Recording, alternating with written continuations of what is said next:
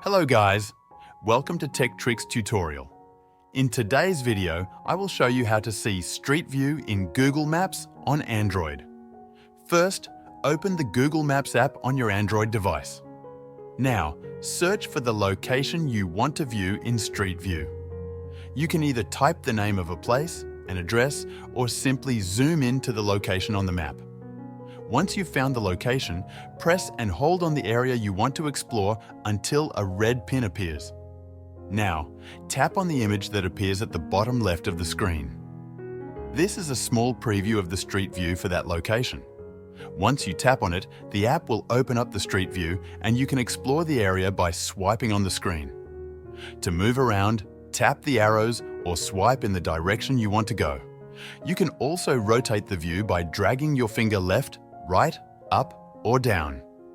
When you're done exploring, you can press the back button to return to the map view. And that's how you access Street View on Google Maps using Android.